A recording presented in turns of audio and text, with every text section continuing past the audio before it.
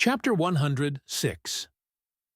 The Gilder penetrating further and further into the heart of the Japanese cruising ground, the Pequod was soon all astir in the fishery.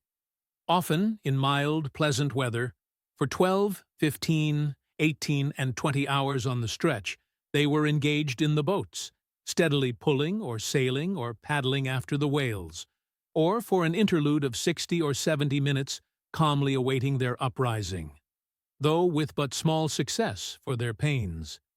At such times, under an abated sun, afloat all day upon smooth, slow, heaving swells, seated in his boat, light as a birch canoe, and so sociably mixing with the soft waves themselves, that like hearthstone cats they purr against the gunwale. These are the times of dreamy quietude, when beholding the tranquil beauty and brilliancy of the ocean's skin, one forgets the tiger heart that pants beneath it, and would not willingly remember that this velvet paw but conceals a remorseless fang.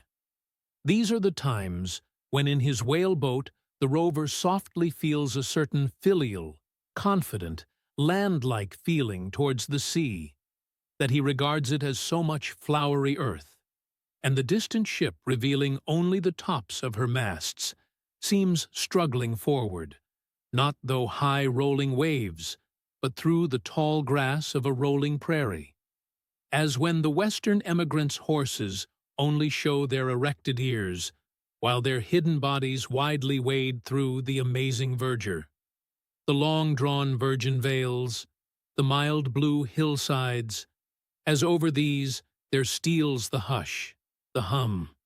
You almost swear that play-wearied children lie sleeping in these solitudes, in some glad Maytime when the flowers of the woods are plucked. And all this mixes with your most mystic mood, so that fact and fancy, halfway meeting, interpenetrate, and form one seamless whole. Nor did such soothing scenes, however temporary, fail of at least as temporary an effect on Ahab. But if these secret golden keys did seem to open in him his own secret golden treasuries, yet did his breath upon them prove but tarnishing. O grassy glades! O ever vernal, endless landscapes in the soul! In ye, though long parched by the dead drought of the earthy life, in ye men yet may roll, like young horses, in new morning clover, and for some few fleeting moments feel the cool dew of the life immortal on them. Would to God these blessed calms would last. But the mingling threads of life are woven by warp and woof. Calms crossed by storms, a storm for every calm. There is no steady unretracing progress in this life. We do not advance through fixed gradations, and at the last one, pause.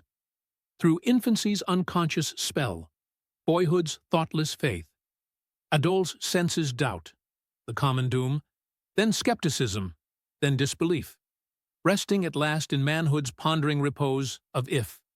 But once gone through, we trace the round again, and are infants, boys, and men, and ifs eternally. Where lies the final harbor, whence we unmoor no more? In what rapt ether sails the world, of which the weariest will never weary? Where is the foundling's father hidden?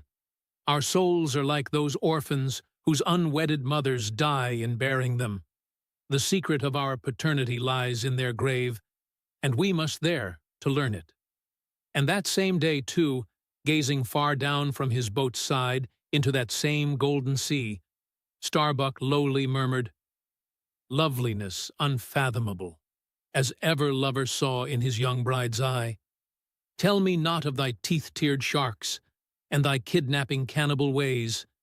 Let faith oust fact, let fancy oust memory. I look deep down, and do believe." And Stubb, fish-like, with sparkling scales, leaped up in that same golden light. I am Stubb, and Stubb has his history. But here Stubb takes oaths that he has always been jolly.